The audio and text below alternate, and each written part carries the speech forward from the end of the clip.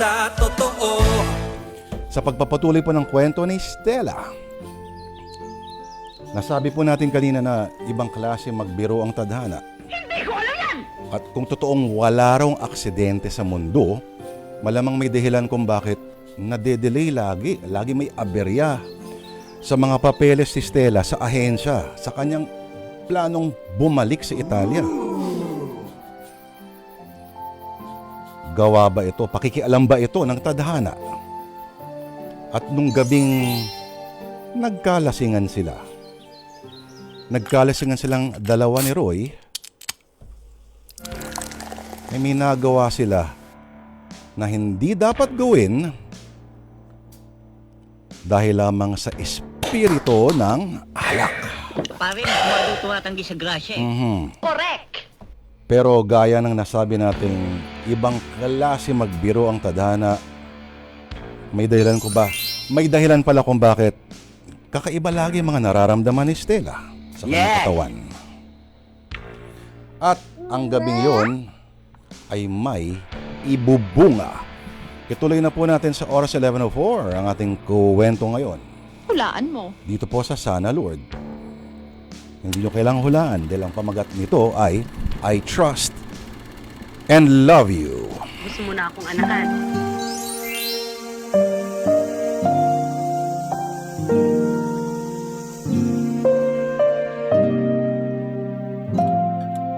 Ate Stella, anong nangyayari sa'yo? Kanina ka pa walang kibo dyan. Ayos ka lang ba? Hindi ko lang gusto tong pagkain. Ang sama kasi ng amoy. Alam mo ate, almost 6 weeks ka ng ganyan. May sakit ka yata eh. Oh, Sandali. Pupunta lang ako lababo.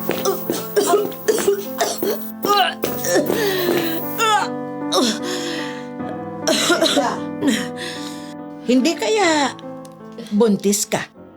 Ako? Buntis? Ay, naikwento sa akin ni Roy na may nangyari daw sa inyo nung araw na naglasing kayo. Ano? Sinabi niya yon? Mukhang pananagutan ka naman niya, anak. Naku ate, baka nga buntis ka at si Roy ang ama ng dinadala mo. Oy, pero kailangan kanyang pakasalan kasi buntis ka. Ma, hindi pa po tayo sigurado kung buntis nga ako. Sa itsura mo pa lang, halata nang nagdadalang tao ka. Hindi pwede, Ma. Hindi po ako pwedeng mabuntis. Lalo na sa susunod na buwan ng pag-alis ko papuntang Italy. Stella, mas mahalaga ang magiging anak mo. Kailangan kang ikasal kay Roy para hindi maging bastardo ang apo ko. At saka panahon na rin para lumagay ka sa tahimik, anak. Pero Ma... kailangan mong pakasalan si Roy. Yun ang gusto ko. Naniniwala naman akong magiging mabuting asawa siya sa'yo. Stella, matututunan mo rin siyang mahalin.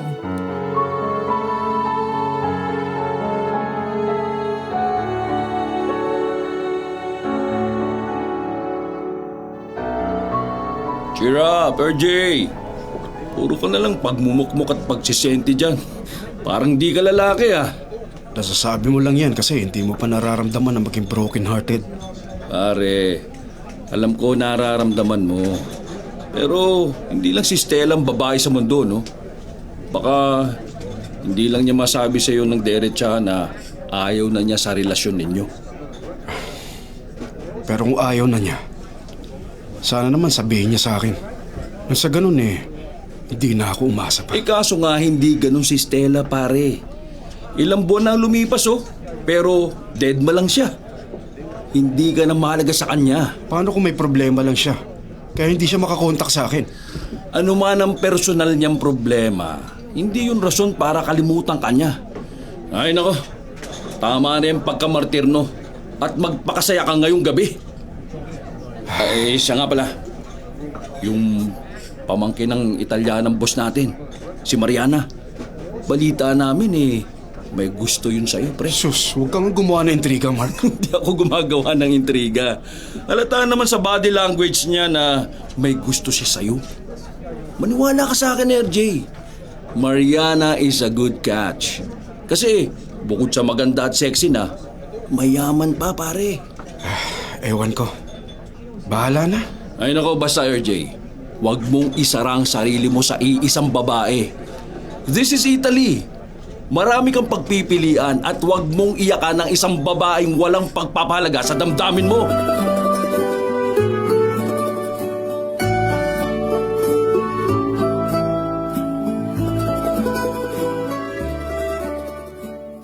Stella, umiti ka naman dyan. Dapat masaya ka sa araw ng wedding natin, di ba? Please, Stella. Nasasaktan kasi ako sa mga pinapakita mo. Pasensya ka na, Roy. Hindi lang kasi magandang pakiramdam ko. Para ako nahihilo. Tsaka alam mo naman, 5 months na tong dinadala ko.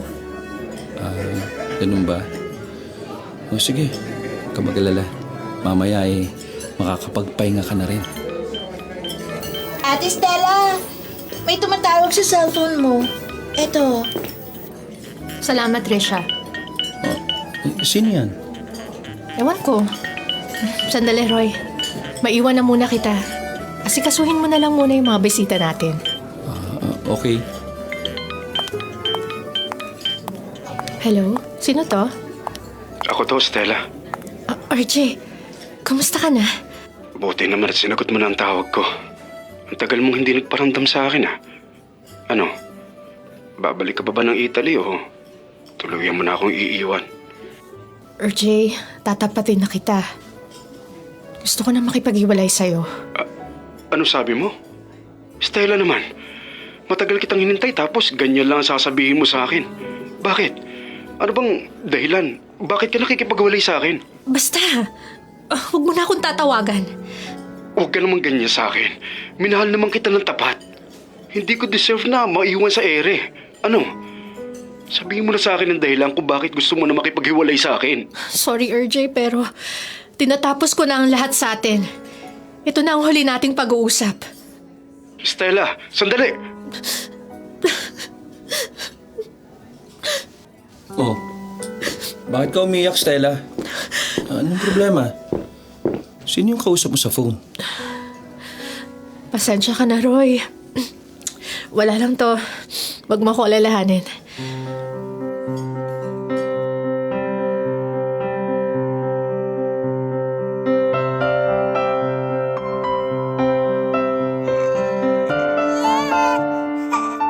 Uy, tahanan ako.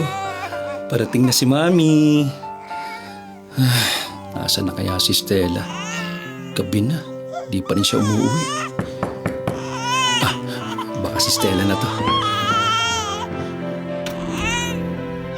Oh, Stella, halika, pasok ka. Kanina pa ba iyak ng iyak si Rain? Oo nga eh. Pinainom ko na nga ng gatas at pinalitan ko na ng diaper pero wala pa rin. Iyak pa rin siya ng iyak. Ganun ba? Akin na. Baka kasi namimiss lang niya ako kaya ganyan. Siguro nga. Oh, ito ang anak natin. Huwag ka nang umiyak, anak ko. Nandito na si Mommy. Saan ka ba galing? Sa agency, malapit nang maayos yung mga papeles ko papuntang abroad. Saan? Sa Italy? Oo. Di ba sabi ko sa'yo, huwag ka nang babalik sa Italy? Papayagan naman kita mag-OFW sa ibang bansa. Huwag lang sa Italy. Roy, doon ako may experience. Mas madali ako makakaalis kung doon ako magtatrabaho. Pero nandun nga yung ex-boyfriend mo eh. So, hanggang ngayon nagsiselos ka pa rin sa kanya? Oo, Stella. Nagsiselos ako. Siguro nga asawa kita. Pero ang tanong, ako ba ang mahal mo? Roy, hindi kita pakakasalan kung hindi kita mahal. Pakiusap, hayaan mo na akong bumalik sa Italy. Tandaan mo, pupunta ako doon para magtrabaho, hindi para balikan ng nakaraan.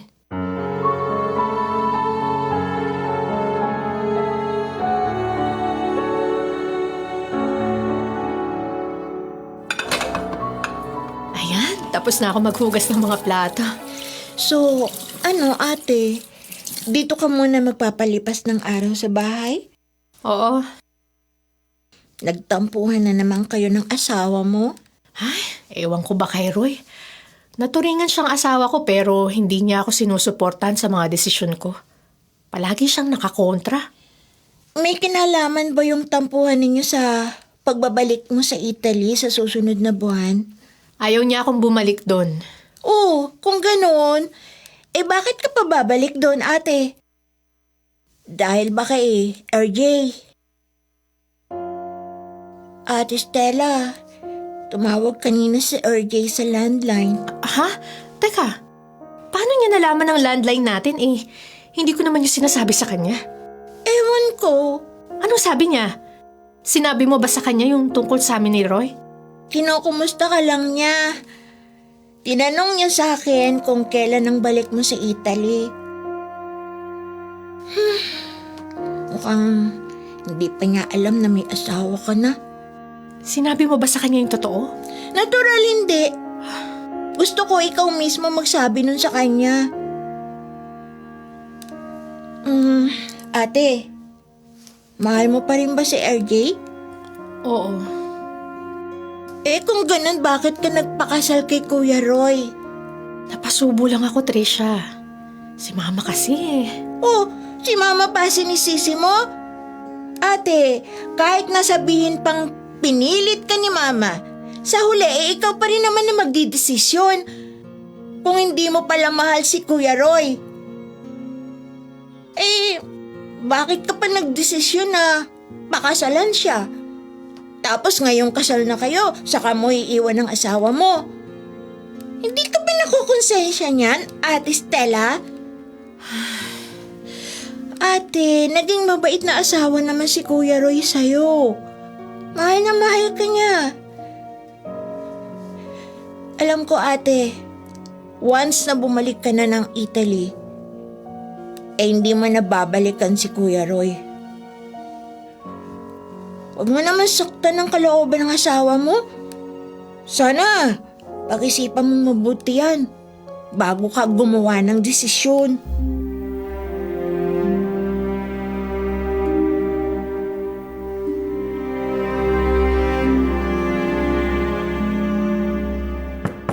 Stella? Stella? Alas 8 na ng umaga oh. Malilate ka na niya sa flight mo.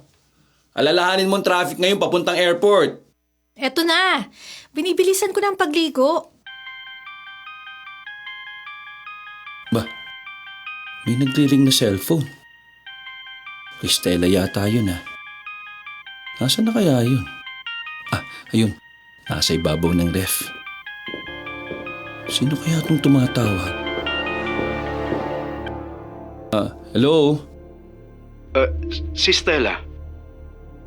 Anong kailangan mo sa kanya? Sino ka ba? Ako si RJ. Yung boyfriend ni Stella dito sa Italy. Teka, sino ba to? Ako si Roy. Ako lang naman ang asawa niya. Ano? Bakit mo pa siya tinatawagan? Ang sabi niya sa akin, matagal na kayong hiwalay ah. Oo, nakipag-break siya sa akin pero hindi niya sinabi sa akin ang dahilan. Bakit ka napatawag ah? At saka, paano mo nalaman ang bagong cellphone number ng asawa ko? Sandali. Baka naman ikaw ang pupuntahan ni Stella kaya gustong-gusto niyang bumalik sa Italy.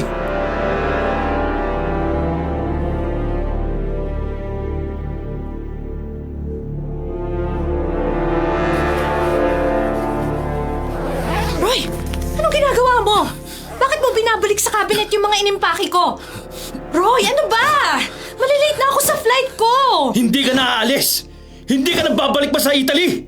Roy, ano bang problema mo, ha? Kailangan kong umalis. Kailangan mo umalis? Para ano? Siyempre, para magtrabaho. O para balikan lang si RJ? Teka, ano ba yung pinagsasasabi mo dyan, ha? Roy, bakit mo naman ako sinampal? Nagsinungaling ka sa akin! Naniwala ako sa sinabi mong wala na kayong komunikasyon ng ex-boyfriend mo! Yung pala, kaya ka pala babalik sa Italy para magsama kayo ng lalaking yun! Nagkakamali ka, Roy! Huwag mo nang i-deny pa! Alam kong yun ang plano mo. Huwag ka mag-alala. May babalikan ka kasi tumawag kanina si RJ sa cellphone mo. Ha? Paano niya nalaman ang number ko? Totoo, Roy? Si RJ talagang tumawag sa akin? Oo! Alam ko deep inside natuwa ka sa sinabi ko. Kasi sa kabila ng halos 1 taon, eh hindi ka pa rin makakalimutan ng lalaking yun. Sorry, Roy. Sorry talaga. Gusto ko pa rin itanong sa iyo to, kahit na alam ko na ang sagot. Mahal mo ba siya kaysa sa akin? Ipagpapalit mo ba kami ng anak mo para sa kanya? Roy, Ano? Sumagot ka! Siya ang mahal mo, hindi ako, tama ba? patawad, Roy. Pero, mas mahal ko siya kaysa sa'yo. Stella! Matagal mo nang alam yun, di ba? Kaya nga binasted kita dahil ayokong masaktan ka, Tomasa. Pero makulit ka. Pinilit mo pa rin ang sarili mo sa akin. Roy, ikaw ang may kasalanan kung bakit nasasaktan ka ngayon, hindi ako. Stella! Roy, naging mabuting kaibigan ka sa akin at sinikap mong maging mabuting asawa. Pero dahil dun, sinubukan kong mahalin ka. Pero Roy, hindi ko talaga kaya. Hindi ko magawang mahalin ka bilang asawa. Sorry talaga, Roy. Kung ganun, iiwan mo na kami ng anak mo para dyan sa ex mo. Oo, Roy. Patawad pero kailangan ko nang bumalik ng... Hindi ka alis! Huwag mo na akong pigilan! Asawa kita! Legal tayo mag-asawa! May karapatan akong pigilan ka! Kahit ano pang sabihin mo, tutuloy pa rin ako! Sige, umalis ka! Hahayaan kitang bumalik sa kanya. Pero itong tatandaan mo, hindi mo na kami makikita pa ng anak mo! Dahil sobra kang mapilit, ngayon tiisin mo ang pait. Karma ba ito ni Roy sa ginawa niyang pambipilit sa sarili sa babaeng hindi naman in love sa kanya? Sa babaeng may babalikan pa sa Italia. Pero ngayong may bunga na ang kanilang isang gabi ng kalasingan, ano pa kaya ang susunod na mangyayari? Matutuloy kaya ang pag-iwan ni Stella kay Roy? Pero mas masaklap pa ay hindi nagawang masabi-sabi ni Stella ang totoo sa boyfriend sa Italia na si RJ. Hindi naman kami mga tanga rito eh. Kaya ang kawawang RJ ay hanggang ngayon kamot ulo pa rin sa biglaang pagbe-break sa kanya nitong si Stella. Dito tayo sa totoo, walang kasinungalingan. Dito tayo sa totoo.